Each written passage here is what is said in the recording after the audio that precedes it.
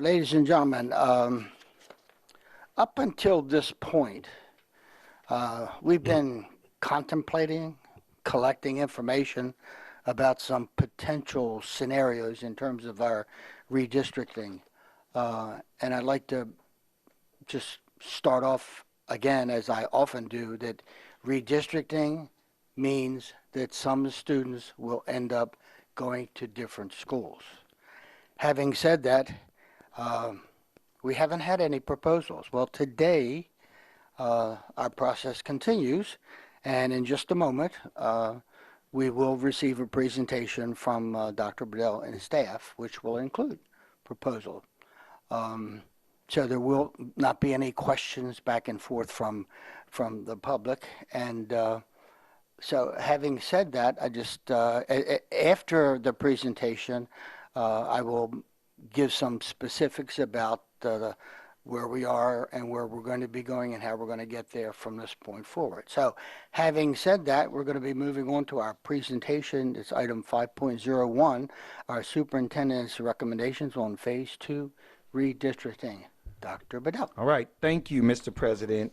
Before we get into the presentation, there are a few remarks that I need to make. We went through this process 2 years ago with phase 1. And I remember launching phase 1, and then a few days later, I was on vacation, so I didn't have to hear all of the complaints. Well, I just came back from vacation, so I can't run from the aftermath of what's getting ready to be presented. But what I will say to you all, I feel really good about what we're getting ready to present to this board and to this community. We did a lot of things different this time, and we learned from phase 1. Around engagement, around sitting down with individual community members. We did listen, but what I did say from the onset of this process was that one way or another, we have to redistrict and we have to balance this school system. And I also said to everybody that there are 2 ways that you can look at redistricting. One is you're losing enrollment. And remember, the enrollment decline nationally is a negative 2.5% last year in public schools. And so people are having to redistrict because they're having to close schools and they have to change boundaries. And that's the worst reason, in my opinion, to have to redistrict. Or you're on the other side of that coin, which is you are a growing school district. Anne Arundel County is a growing school district. We are projected to, at some point, hit over 92,000 students within the next 6 or 7 years. And those are staggering growth numbers in a district that's this large that has cracked over 85,000 students. And so what that means is that we still then have to balance the system. When we build new schools and we open up schools, we have a policy that requires us to balance. But we also know when you have overcrowding, you have no choice but to balance. Now, I get this as a parent. People move into a community and they do their research based on a particular school. And so when you move in that community, you're moving in that community because you want stability for your child. And what I said to folks was that in every case possible, we will try to do everything in our power to minimize the impact of redistricting, but understanding that there are going to be some areas where we do not have a choice. We have to balance. And we said that when people put in their feedback, we're going to take all of that into consideration. But what I also said in every single one of those community meetings and every single time we've spoken about redistricting behind this diocese is that everything can't be considered. I've said that and I've been very clear. We brought the board along in this process. We've been transparent throughout this process in a way that we did not do in phase 1. And so what you're going to hear today, hopefully the vast majority of people will see, they actually listened, they took into consideration, they took a precise look at how they drew this map, and they did it in the most fair and balanced way that they could do it. And then in the end, I'm going to present 2 options I believe we're going to present that will then go to the board, and then the board has a decision to make. And the board can do some further surgery, some further shaping of the maps, and then ultimately they will take a vote. You will hear all of that. And so with that being said, in advance, I want to thank you all, Dr. Heiser, Kyle, I'm sorry, Kyle. I'm still on vacation. Kyle Roof. I want to thank you all because you and your team did a lot of work attending these meetings, bringing everybody along. I'm excited about what we're getting ready to present, and I want to pass it over to you all now.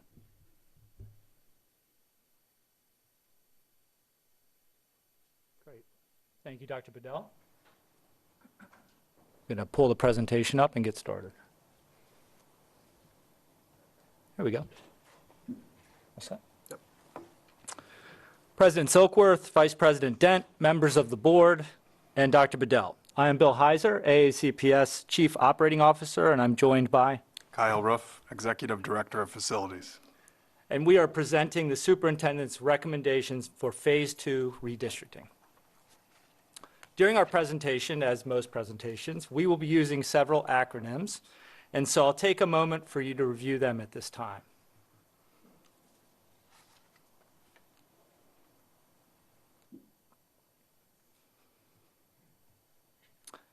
This agenda outlines the key topics we will cover today, starting with an overview of the redistricting process to set the context for the board and the public.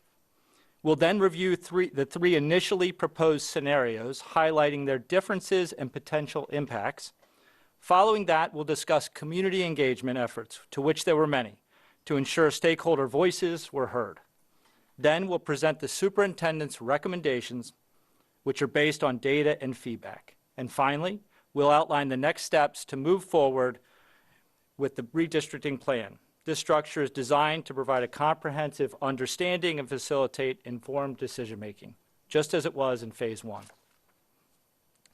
And so I'll begin with an overview of the redistricting process on whole. The policy and regulatory framework guiding the redistricting and determination of school attendance areas within AACPS is outlined in Board Policy JAA and Regulation JAA-RA.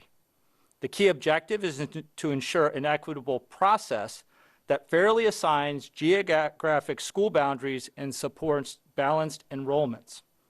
Our process in Phase 2 was the same as in Phase 1 redistricting, whereby we take into consideration several factors: the long-range enrollment and capacity needs of our area, school building state-rated capacities, areas that are contiguous communities surrounding the school, use of natural or man-made boundaries or woman-made boundaries, impact on the numbers of students bused, and the distance traveled, as well as maintenance of feeder school patterns and the impact on specialized or regional program. Those are the factors.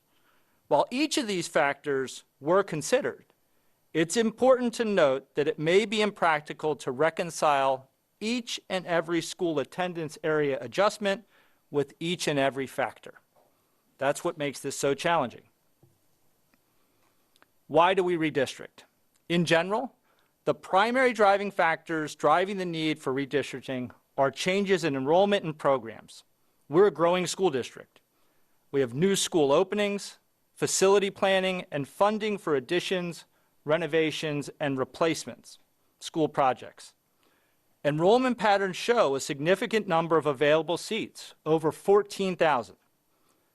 Program changes resulting from the blueprint for Maryland's future require adjustments in school boundaries to accommodate space and program needs within our schools. Specifically related to pre-kindergarten, career technology education, planning, and resource space. Although not included in Phase 2, planning for a new school opening also necessitates redistricting to balance student enrollment effectively. Also, long-range facility planning, including the capital improvement plan known as CIP, and the master plans play a crucial role in shaping these decisions by aligning resources with infrastructure needs. Lastly, funding for building additions, construction, and alterations reflect ongoing need to optimize space usage to secure funding.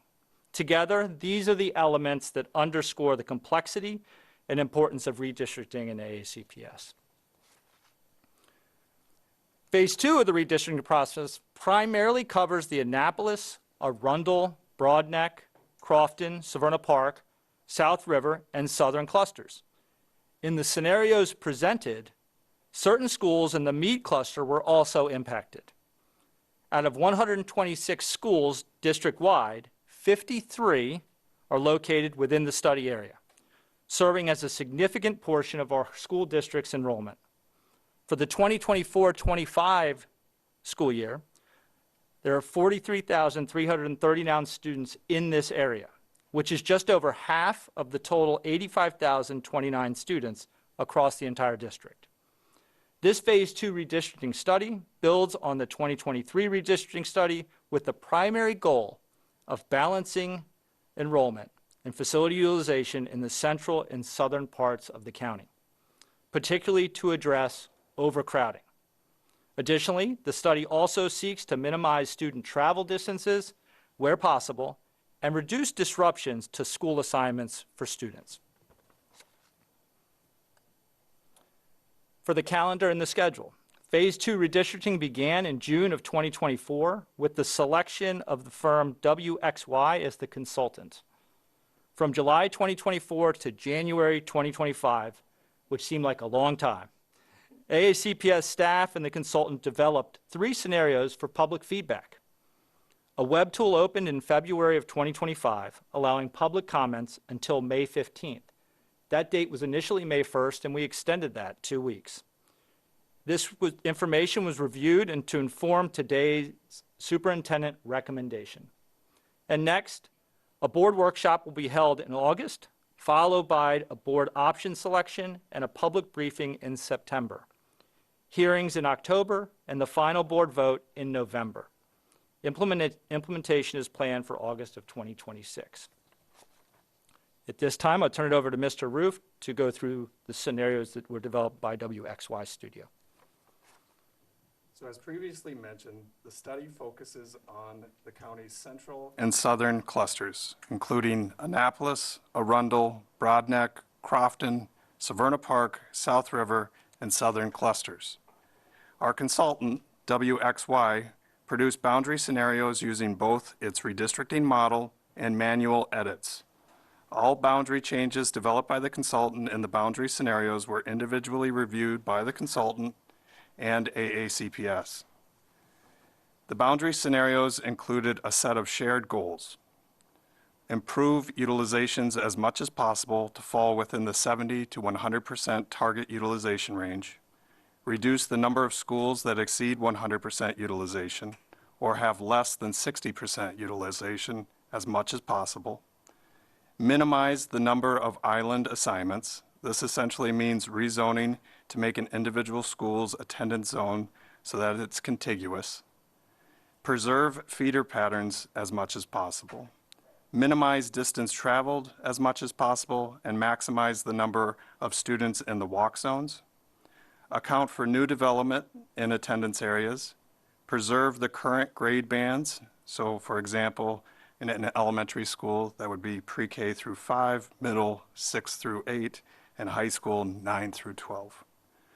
Account for out-of-area enrollments, including magnet students and other students of choice, and hold their assignments as frozen. And acknowledge school year 24-25 student data used to determine estimated student counts. So each scenario takes a different approach to optimizing boundaries. Scenario 1 aimed to balance school capacities by bringing as many schools as possible into the ideal utilization range, reducing both overcrowding and underuse. Scenario 2 builds on Scenario 1, but aims to reduce impact on travel distance while maintaining balanced school utilization. Scenario 3 extends Scenario 1 and 2 to maximize stability, keeping cohorts together and minimizing disruptions to school assignments. These scenarios significantly reduce the number of overutilized schools. If no boundaries are implemented, the district is estimated to have 9 schools overutilized in those scenarios, and all 3 reduce the number for distance traveled at middle schools, but increase distance at elementary and high schools. So our transportation compared the scenarios. They compared the number of estimated walkers for scenarios 1, 2, and 3, and there was no significant impact between those scenarios. But each scenario increased the number of walkers by approximately 20 students and the number of new bus riders by approximately 100. Next, the Transportation Division compared the scenarios to our current bus routes. The scenarios increased the number of bus transportation within the study area, and it's estimated that 9 additional units would be required to transport the students in all 3 scenarios. So community engagement has been a very important component during the Phase 2 redistricting process and helped inform the superintendent's recommendations. The web tool was introduced in February 2025, and the initial comment period extended until May 15th. During that time, 46,000 unique website users accessed the web tool, 91,000 website views were logged, 4,400 survey responses were received, and 8,800 map comments were received. It should be noted that this activity is higher than Phase 1, and most of that activity occurred within the 24 hours after its launch. Following the initial launch, we saw steady engagement and bumps surrounding the 3 public community meetings that were held at Southern High School, Annapolis Middle School, and here at Central Office. Over 4,400 survey responses were collected and reviewed by our staff. Crofton High School recorded the most at 1,344, followed by South River and Severna Park High School. In contrast to Phase 1, preserving existing student assignments and feeder patterns surfaced as key priorities among respondents in the Phase 2 feeders. Notably, while certain areas in Phase 2 study area are experiencing overutilization challenges, survey respondents in those areas did not rank it as a top priority. The interactive web tool received 8,463 map comments. Scores ranged from most negative to most positive. The boundary comment tool captured substantially more feedback in Phase 2, reflecting heightened public input in this phase of redistricting. Scenario 1 provided a large amount of comments in the Arundel and Crofton area, as well as many in the South River cluster. Scenario 2 provided concentrations of comments in the Nantucket Elementary and Two Rivers Elementary areas of Crofton and Arundel, and another large concentration in the Riva area of South River. Scenario 3 showed similar concentration locations as Scenario 2, but also showed another concentration of comments in the Jones Elementary School area of Severna Park. Boundary comments tend to be highly clustered in space and sentiment. As such, boundary comments provide an indication of which boundary decisions that are most popular or unpopular. None of the scenarios received a net positive approval rating. But overall, Scenario 3 retained a more favorable rating throughout the engagement period. After reviewing the comments and information gained through the public engagement period and updating the data set with information from the 2025 Educational Facilities Master Plan, the superintendent, with the assistance of our consultant and planning staff, crafted the following recommendations using public comment and Scenario 3 to help inform these proposals. So on the screen, show key metrics of the 2 superintendent recommendations noted as R1 and R2 compared to the current boundaries. Relative to the current boundaries, R1 increases overall distance traveled by approximately 1% and impacts approximately 2% of the Phase 2 students. R2 is less impactful. In R2, the overall distance traveled number and rezoned students is lower than R1. Based on survey and map comment responses, the superintendent's recommendations focus on reducing the number of feeder pattern changes and split articulations. In R1, 2 feeder pattern changes are introduced, including 1 split articulation. A portion of middle school and high school students living in the Nantucket Elementary School zone are rezoned to Arundel Middle School and High School. Students living in the Mills Parole, high school students living in the Mills Parole Elementary School zone are reassigned to South River High School. R1 addresses overcrowding and balances enrollments within the study area with only 1 school in the 100 to 110% utilization category.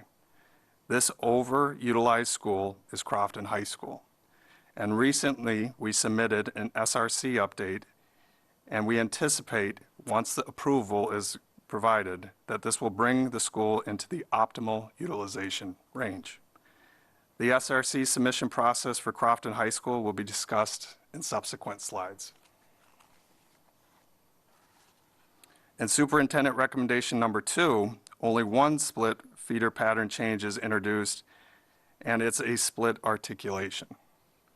A portion of high school students living in Nantucket Elementary School zone are rezoned to Arundel Middle School and Arundel High School. R2 manages overcrowding and enrollment balance similar to R1. Crofton High School, again, is the only school with an over 100% utilization. Pending the proposed SRC adjustment, this change is anticipated to bring the school into the optimal utilization range.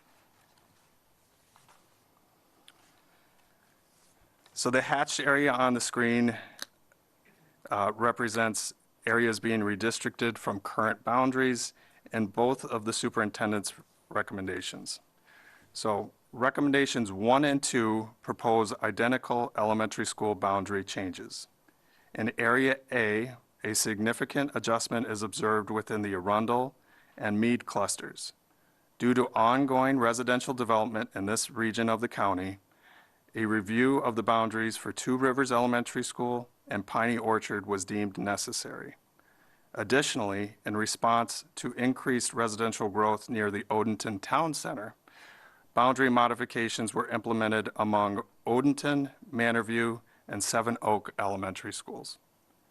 In Area B, the R1 and R2 recommend moving the Glen Isle and Hambleton neighborhoods of Davidsonville Elementary School to Central Elementary School to maintain most of Davidsonville's current boundaries.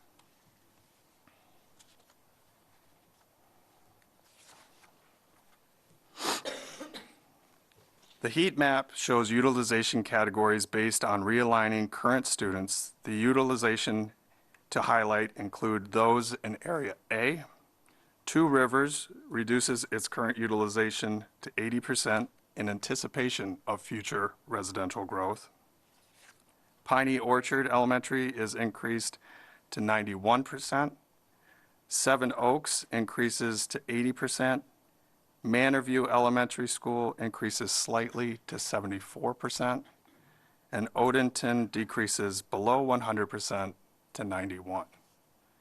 In Area B, Central Elementary School holds stable at approximately 92%. Davidsonville Elementary School drops from 103 to 99%, and Edgewater Elementary School increases from 87% to 93%. For middle school boundary adjustments, the notable difference between current boundary and the superintendent's is an articulation pattern at Nantucket Elementary School, or Area A on the map. In order to alleviate overcrowding at Crofton Middle School, a split articulation is being recommended for a portion of Nantucket highlighted in the hatched green, or yellow color. Students north of Nantucket's building that access Rydell Road would move from Nantucket Elementary to Arundel Middle School following the 5th grade year. In Area B, the portion of Edgewater Elementary School north of the South River would continue to attend Central Middle School in both recommendations.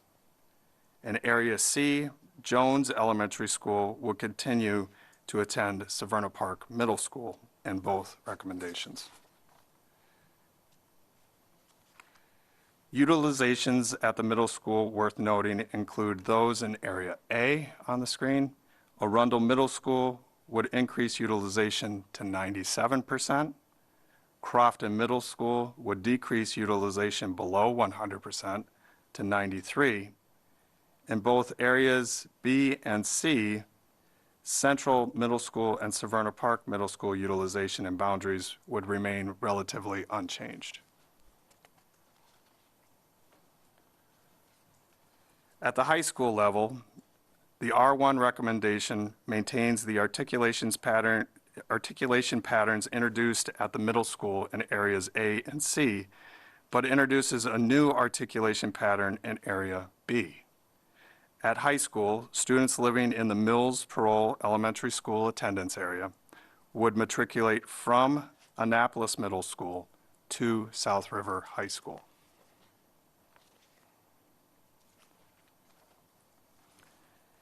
Utilization at the high school in R1 worth noting include those in Area A. Arundel High School would increase utilization to 87%. Crofton High School would decrease utilization from 111% to 101%. In Area B, South River High School would increase utilization to 93%, while Annapolis High School would decrease to 81%. In Area C, Severna Park High School would remain unchanged at 87%. At the high school level, the R2 recommendation, maintaining the articulation patterns introduced at the middle school level for areas A, B, and C, but introduces a magnet school change at Annapolis High School to relieve overcrowding. This recommendation proposed the relocation of the Apex Arts Magnet program from Annapolis High School to a new location.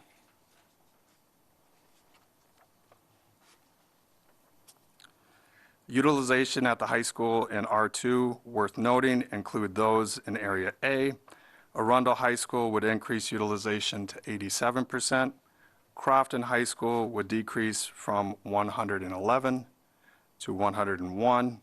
In areas B, South River High School would remain unchanged at 75%, while Annapolis High School would decrease to 87%. In Area C, Severna Park High School would remain unchanged at 87%.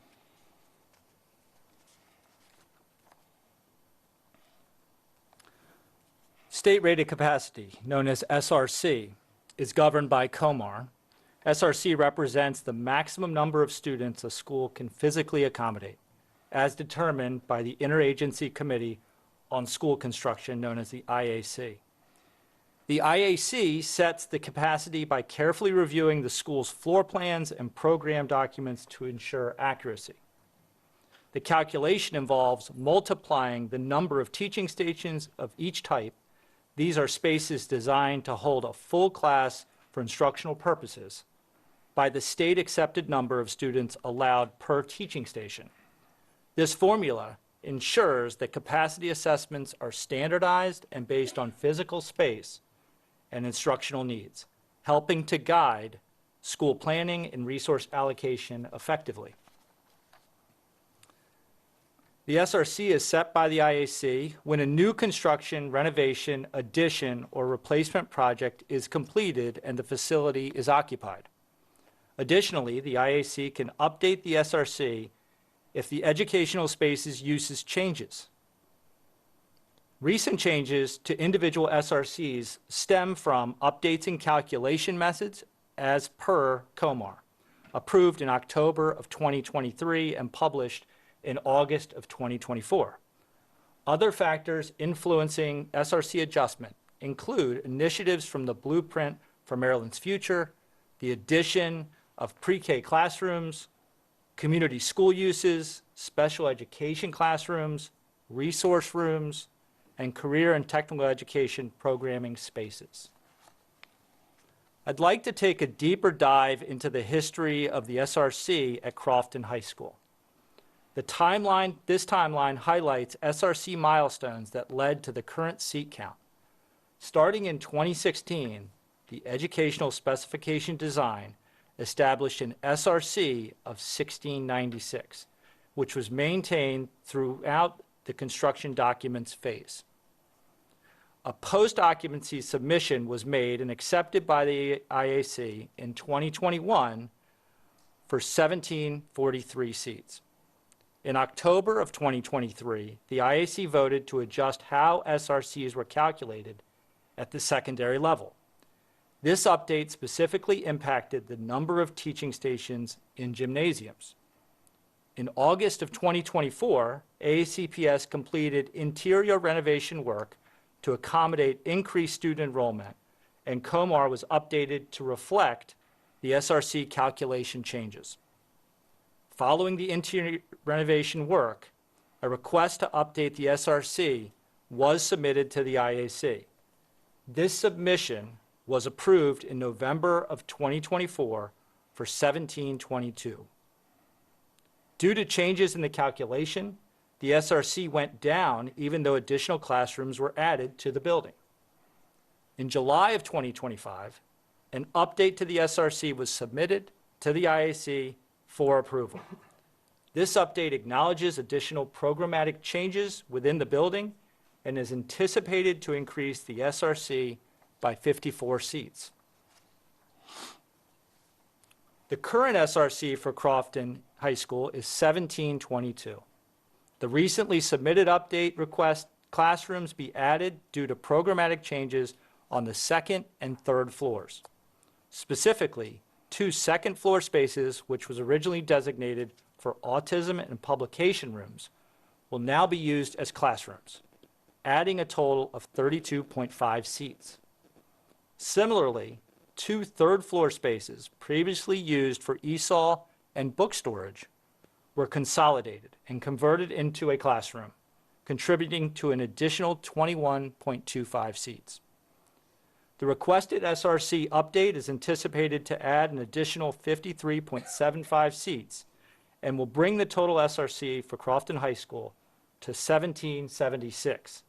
This change would bring the school to an optimally utilized level at 98%. Our transportation division compared the number of walkers in superintendent's recommendation to the current boundaries, and there was no significant difference between the scenarios.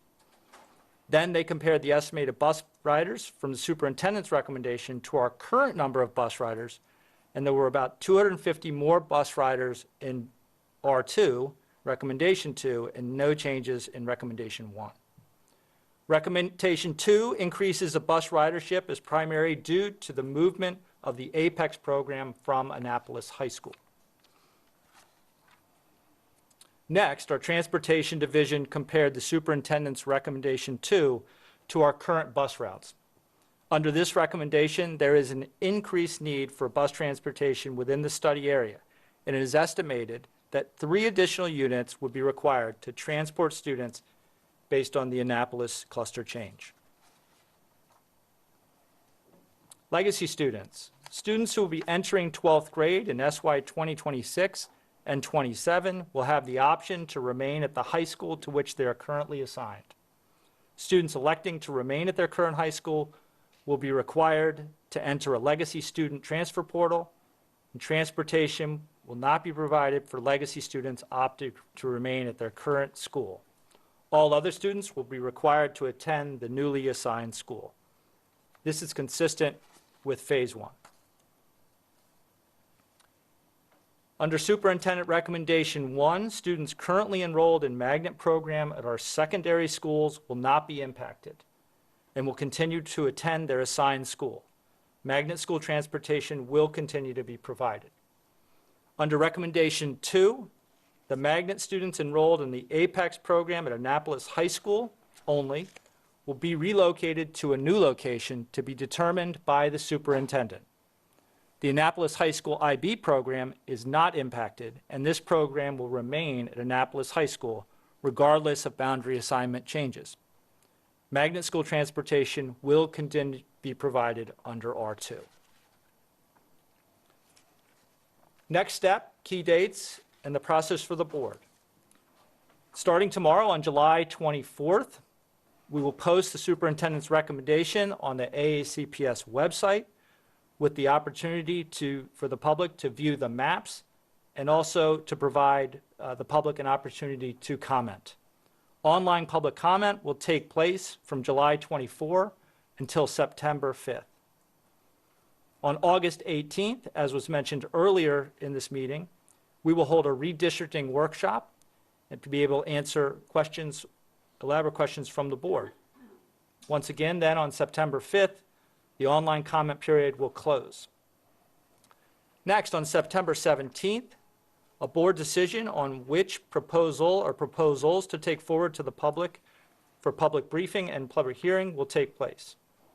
Then in September and October of 2025, we will hold a public briefing and public hearings. On November 19th, the board will vote on which proposals to adopt for Phase 2 redistricting. And finally, in August of 2026, the redistricting plan for Phase 2 will take effect. Thank you, Dr. Heiser. Mr. Roof?